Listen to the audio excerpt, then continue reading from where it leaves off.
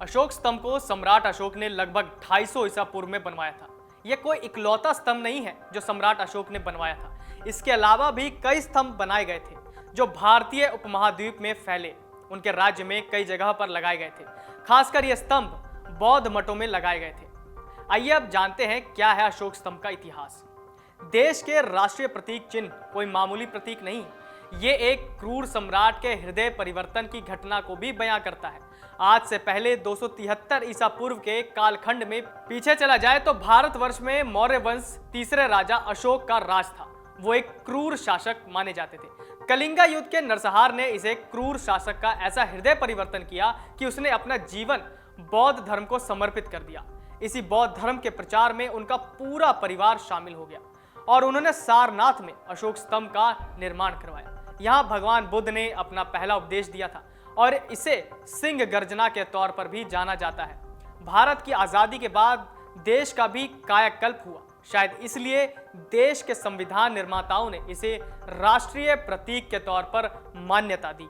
दरअसल सारनाथ का अशोक स्तंभ धर्म चक्र वर्तन की घटना की याद के तौर पर स्थापित किया गया था। इसकी स्थापना धर्म संघ की अक्षुण्णता बनाए रखने के लिए की गई थी। यह चुनार के बलुआ पत्थर के लगभग 45 फुट लंबे प्रस्तर खंड पर बना हुआ है। जमीन के अंदर धंसे आधार को छोड़कर इसका दंड गोलाकार है जो ऊपर की तरफ पतला हो जाता है। दंड के ऊपर इसका कंठ और कंठ के ऊपर शीर्ष है। कंठ के नीचे उल्टा कमल है।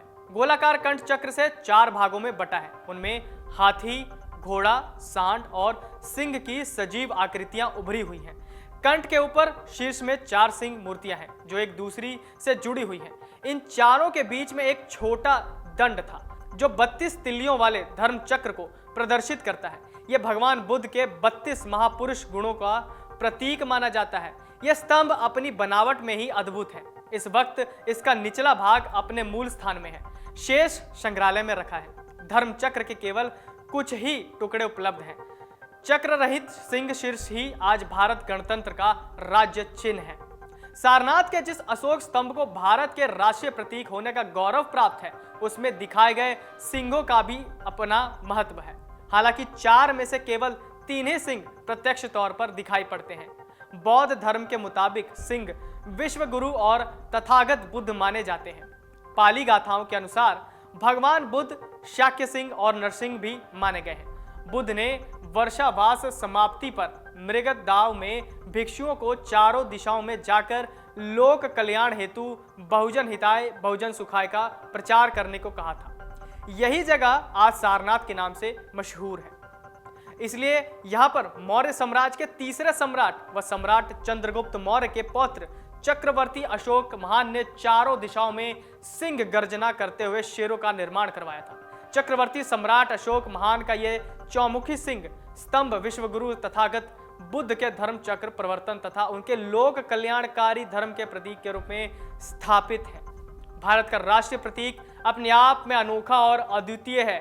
अशोक स्तंभ में 4 शेर हैं लेकिन 3 ही शेर दिखाई पड़ते हैं। इसकी गोलाकार आकृति की वजह से आप किसी भी तरफ से देखें तो आपको केवल 3 ही शेर दिखाई पड़ते हैं। एक शेर हमेशा नहीं दिखाई पड़ता। इसके नीचे एक सांड और एक घोड़े की आकृतियों के बीच में एक चक्र है। इससे हमारे राष्ट्रीय झंडे में स्थान दिया गया है। इसके साथ ही अशोक स्तंभ के नीचे मुंडकोपनिषद का सूत्र सत्यमेव जयते लिखा हुआ है। इसका मतलब है कि सच हमेशा जीतता है। सोमवार को सेंट्रल विस्टा प्रोजेक्ट के तहत नए संसद भवन की छत पर देश के राज्य चिन्ह अशोक स्तंभ का अनावरण प्रधानमंत्री नरेंद्र मोदी ने किया। अशोक के स्तंभ का भारत के राष्ट्रीय प्रतीक के तौर पर चुना जाना भारतीय संविधान निर्माताओं की दूरदर्शी सोच का भी परिचायक है।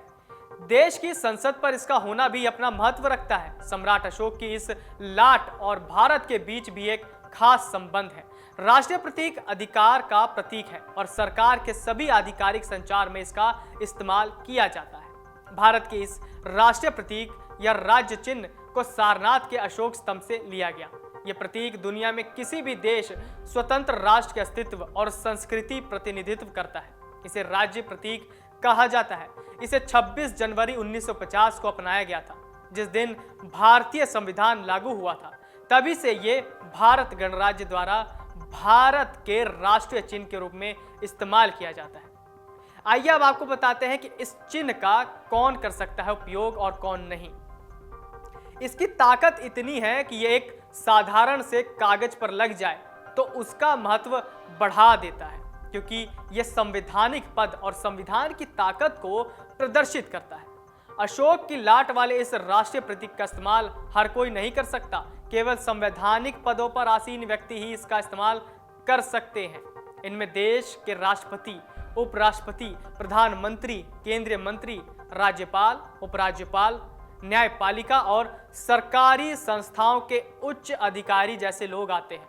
हालांकि रिटायर होने के बाद कोई भी मंत्री, सांसद, विधायक और अधिकारी बगैर अधिकार के इसका इस्तेमाल नहीं कर सकते हैं। इतना सब होने के बाद भी इस प्रतीक का बेजा इस्तेमाल होने पर भारतीय राष्ट्रीय चिन्ह एक्ट 2005 बनाया गया। साल 2007 में इसमें सुधार कर अपडेट किया गया। इसके तहत बगैर आधिकारिक कोई भी इसका इस्तेमाल करता है तो उसे 2 साल की कैद और 5,000 रुपए तक का जुर्माना हो सकता है।